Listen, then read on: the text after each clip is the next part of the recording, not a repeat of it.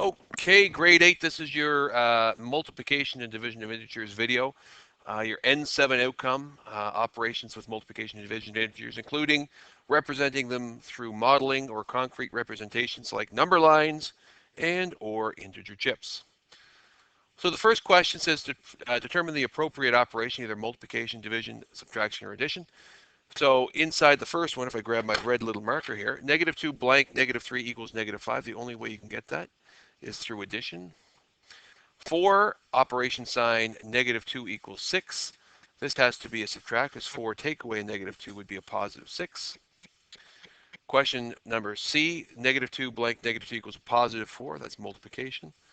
And the last one would be 10 divided by -10. 10 divided by 10 is 1. Opposite sign will be a negative quotient. Question 2 says write an appropriate equation, two groups of -7. So adding two groups or two groups of -7 would be a product, because of course of means multiplication. So two groups of -7, and the product of those two would be -14. That's an equation. Make sure if it says equation, you do have an equal sign as well as an answer, because that's what we're looking for with the equations.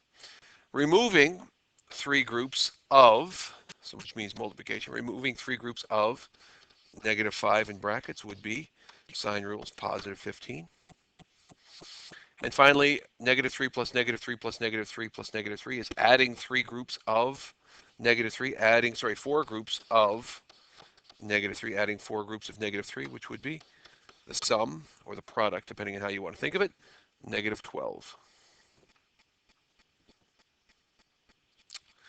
Question 3 says, using integer chips, model the following equations to determine the product. So as we have been doing, it's important that you first think about, and you can put a little thought bubble if you want, think about what does this actually mean. Okay, so if my brain is saying what it's thinking adding two groups of -3. That's what I'm thinking. So if I'm adding two groups of -3, I'm going to make a -3, and I'm going to circle to make a group. And of course, I'm going to bring the arrow in to show that I'm adding one group of -3, adding a second group of -3, and together, if I add two groups of -3, I'd have a product of -6. Determine the product. It says and determine the product, so you need to have this as an answer somewhere. And the next one, if I'm thinking about what it is I want to think about this expression, I'm going to say removing, right, two groups. -2 would be removing two groups of +4. And since in the first example we started with nothing but added groups to it, because we're going to be removing groups of something, we always said that we need to start with 0 pairs. So enough 0 pairs to be able to remove two groups of 4, which would be, I think we need to have 8 0 pairs. All right, so right now we have nothing. And if I remove one group of +4, looks like that. Remove another group of +4, it looks like that. What I'm left with, if I remove those two groups, would be -8.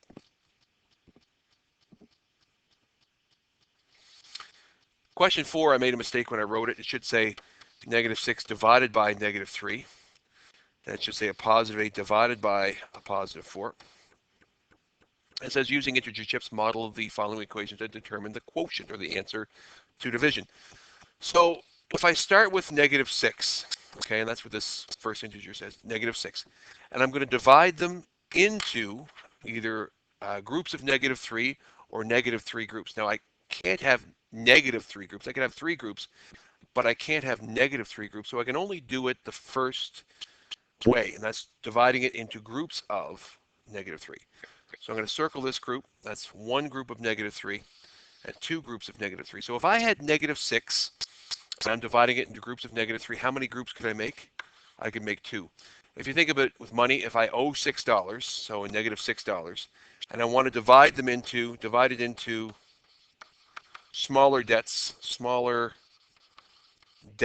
DEBTS of $2 or $3 each, right? -$3. How many smaller debts could I make? I could make 2. Right? If you think about it with words, that's another way you can interpret that instead of using integer chips. And the next example actually has 2 different ways you can have it. So if I start with +8, I'm just going to draw a +8 here. And of course, I'll draw a +8 over here as well. I'm going to show you two different ways to interpret the same division equation. So I have positive 8 in both. If I think about positive 8 divided into four groups, there's one group, there's two groups, there's three groups, and there's four groups. So 8 divided into four groups, how many are in each group? Well, each group would have 2 in them. Okay, so that's one interpretation through integer chips, that a positive 8 divided into groups, into four groups, would have 2 in each. Or alternatively, a positive 8 divided into groups of 4. How many groups can I make? I can make 2 groups there as well. So either way you think about it, you end up with the answer of 2, even though there are 2 different ways to model B. Question 5 says, using a number line provided, model each expression. So it says I have 5 groups of positive ones. So again, I'm thinking about 5 groups of, because that's the multiplication sign, right? So if you see a multiplication sign, you can always think of. So 5 groups, I better erase this, of -1. So I'm going to put my 0 here, and no, I'm not going to put my 0 there. I'm going to bring my 0 all the way over here. Because we're going to add groups of -1, I need to start with my 0 over there. One group of -1 is this much. Two groups of -1 is that much. Another group of -1, another group of -1, and another group of -1. So altogether, 1, 2, 3, 4. This is 5 groups of -1. And where did I end up? I ended up at -5. For the next one, I should have made more number lines here. I'm just going to make this a line here and this a line instead of an arrow. I'm going to start again, removing, negative 10 divided into groups of -2. So I'm going to start with 0 here and -10 here. So I'm going to take that -10 number line. I'm going to divide them into groups of -2. So there's one group of -2, two groups of -2, three groups of -2, four groups of -2, and 5 groups of -2. How many groups of -2 can I create? I can create 5 groups of -2. Now, I know that's confusing, but again, if you thought of it with context and you said, I owe $10 and I want to divide them into smaller debts of $2 each, how many debts can I make? I could make 5, right? That's another way to think of it, and it makes it much easier rather than symbolically representing it with a number line. But really, when you see it demonstrated here, it's not so complicated. Question 6 says, to prove your knowledge of sign rules, place the appropriate symbol in each square. So a positive times a positive will be a positive product. A positive times a negative, different signs, negative product. A negative times a positive, opposite sign, so a negative product. And a negative times a negative will be a positive product. Question 11, or 7, excuse me. There, I fixed it a little bit. Using sign rules to determine each product. So without even doing the multiplication, I can say, okay, using sign rules, this is a negative. The A is negative times a positive. Those are different signs. It's going to be negative. B is negative times a negative, which is going to be a positive. C is going to be a positive divided by a negative, which those are opposite signs, so it's going to be a negative quotient. And a negative divided by a negative are same signs, so it's going to be positive. So once I have my signs, I can go back and just do the operation. So 5 times 3 is 15. So therefore, -15 is my product. 10 times 5 is 50. So therefore, my answer is positive 50 because they're the same signs. 20 divided into 4, or how many 4s in 20? There are 5. So therefore, my answer is -5. And finally, 2 divided by 2 is 1. So same signs, positive 1. Question 8 says, use less than, greater than, or equal to in the box to make sure it's true and show your reasoning. So here all I wanted you to do was simplify each. So a 5 plus a -4 is going to be a positive 1. I have more positives than negatives. And on the other side, I have 5 times -4. That's 5 times 4 is 20, and they are different signs, so it's -20. Which one's greater, a positive 1 or -20? Positive 1 is greater, so I or I use the greater than symbol to consume the positive, the larger number. In B, we have 10 divided by 2, which is 5, and they are the same signs, which means my quotient will be a positive 5. In the second part to that, we have a -2, take away a -10. Of course, here we're going to keep -2, and we're going to change that to addition and the opposite. So a -2 plus a positive 10. When we combine those two, because we're adding, what do I have more of? I have more positives. How many more? I have 8. So I have positive 8. So when simplified, they become positive 5 and positive 8. Positive 8 is obviously the greater one, so I'm going to consume it with my greater than or less than sign. So it says -5 is less than +8, or +8 is greater than +5. In C, 2 times 2 is 4. Opposite signs will be negative. And in the second part, 2 divided by 2 is 1. Opposite signs are negative. What is greater, -4 or -1? Well, in this case, if it's negative, it's the closer to 0 it is, the greater it is. The farther from 0 it is, the smaller it is. So since -1 is closer to 0 than -4 is, it's greater. Or if you think about temperature, -1 is warmer than -4. Question 9, we have some bed mass questions. It says determine the value of each expression. I'll just spread them out a little bit better there. So in order of operations, I got to make sure I do my bed mass or brackets first. There's no brackets in A. Division, no exponents, so division multiplication. So 10 plus the product of 5 and -3, which is going to be -15. So on your test, you'll receive 1 point for showing that step. And then the sum of 10 and -15 is -5, and that's your answer. In B, you have a subtraction and you have a division. The first thing I'm going to do is my division. So -12 take away whatever, and I'll bring my highlighter down here, whatever 10 divided by -5 is. So 10 divided by 5 is 2. Opposite signs will be -2. Now notice how I put it in brackets. Because it's a -2 quotient, and this over here, if I grab my highlighter again, this over here is a subtraction. The -2 is in brackets to separate it from the subtraction sign. And now that I have that, I'm going to change it to addition and use the opposite of the second integer. A -12 plus a +2 is simply a -10. So 1 point for showing your work and 1 point for getting the correct answer. And finally, C says 10 times 12 take away 15 minus -4. I'm going to do my brackets first. So 10 multiplied by, and remember multiplication is implied there even though it's not shown. When a number is next to another number in brackets, multiplication is implied. 12 take away 15 is -3 because you're taking away more than you have. Take away a -4. I have two operations left, a multiplication and subtraction. So I'm going to multiply first. 10 times 3 is 30. Opposite sign's negative. And finally, I have a subtraction. I'm going to keep first integer and use the addition of the opposite. -30 and +4 is -26. And therefore, the answer to that question is -26. And finally, D, it says 2 plus 4 times -3, all divided by -2. Remember, I could have written it like this. I could have put square brackets, 2 plus 4 times -3, and square brackets divided by -2. That's the same thing, but I didn't. I showed it like this. So 2 plus, I'm going to do my multiplication first to get -12, divided by -2. I'm then going to get 2 plus -12, which is -10, divided by -2. And 10 divided by 2 is 5, and the same signs as positive. So therefore, my answer to D will be a +5. Question 10, a lot of questions with 10, but it's not so hard. If I think about the plane descends at a rate, I spelled descends wrong, T-E-S-C-E-N-D-S, at a rate of 8 meters per second for 5 seconds and rises at a rate of 6 meters per second for 10 seconds. Write an appropriate expression that shows the overall change in altitude. If it started at a height of 12,000 meters, what is its new height? So there's two parts to this question. So if I think about this plane, I'm going to draw a picture of a plane, and it descends at a certain rate, and then it ascends at a certain rate, right? I want to figure out what it goes down. So its rate of descension, how far it went down. So I'm going to put down plus up equals new height. Right?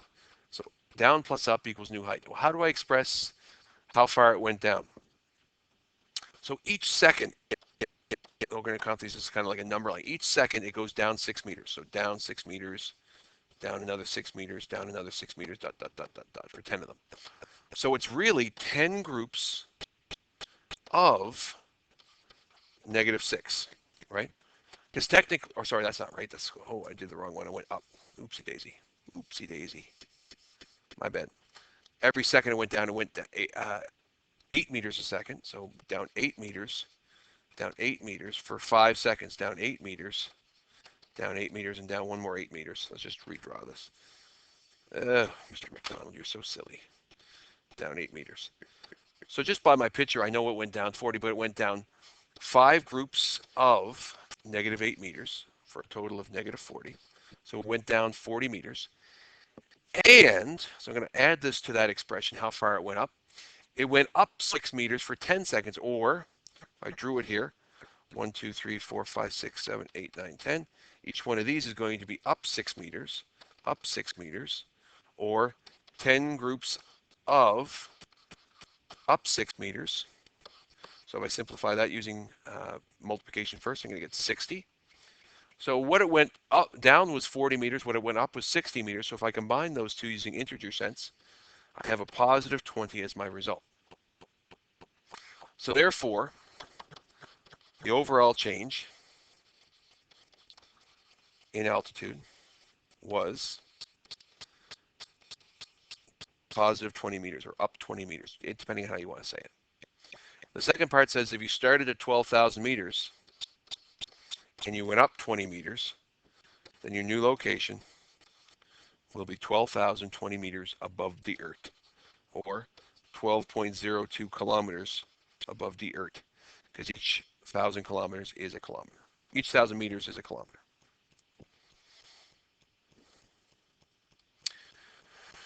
Question 11 says, from the table, write an expression that can be used to determine the average change in temperature. So remember, we said average is another fancy word for, or is an easier word called mean. The mean, or the average of a number, is the sum of the numbers. Sorry, I just pressed pause there. But the sum of the numbers divided by the number of numbers, the number of terms. Okay, now I know this kind of looks a little complicated, but it's not that bad. So if I take the sum of the numbers, that means I'm going to add them all together. So negative 5 plus negative 1 plus negative 8 plus negative 12 plus 6, or positive 6. That's 5 terms, all divided by 5, because there's 5 days in that week. So if I extend this a little bit and add those together, I'm going to take a negative 5 and a negative 1. That makes a negative 6. And I'm going to put my line through this positive 6, because really, when you think about it, those three numbers combined, if I'm going to add them together, make 0. And then all I have to really do is just take a negative 8 and a negative 12, which is negative 20. And I've done the sum of my digits using a strategy that kind of works best. You're looking for 0 pairs with the integers, right? And then I have negative 20, which is the sum of the terms divided by the number of terms. So negative 20 divided by a positive 5 is negative 4. And therefore, the mean temperature, or the average temperature, was negative 4 degrees Celsius. That's pretty easy, eh? And I think your last question is about Earl. Earl starts with a balance of $220 in his bank account. He has 8 withdrawals of $5 each and 2 deposits of $50 each. What is an expression to show his current balance? So his starting moolah, his starting money, plus his withdrawals, ALS, plus his deposits.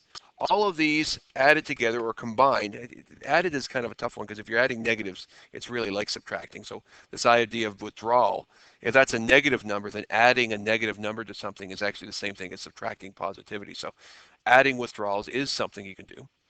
So if we substitute all of the information that we know, the starting amount was $220, combine that with, or and, his withdrawals, which was 8 withdrawals of $5 each. So 8 times withdrawing $5, we're going to express with a negative 5 integer, right? And what he deposited was 2 deposits of $50 each. Okay, so that's going to be the expression that gets you 1 point on your test. And we're going to simplify this using BEDMAS. So I'm going to do my multiplication first. 8 times negative 5 is a negative 40, representing his withdrawals. And his deposit is going to be a positive 100. Don't need the brackets. I don't know why I wrote them, but anyway. Combine these up. 220 plus negative 40 is 180 plus 100. Therefore, 280. Therefore, once I simplify it, his closing balance, his current balance would be $280. Hope that helped you. Tomorrow being Thursday, we'll go over this together. If there are any questions you have, I guess we'll just make sure there's any clarifications you need to have. Do a couple more snapper questions for some prizes, and then you'll be all ready for your test on Friday. Good luck to everyone.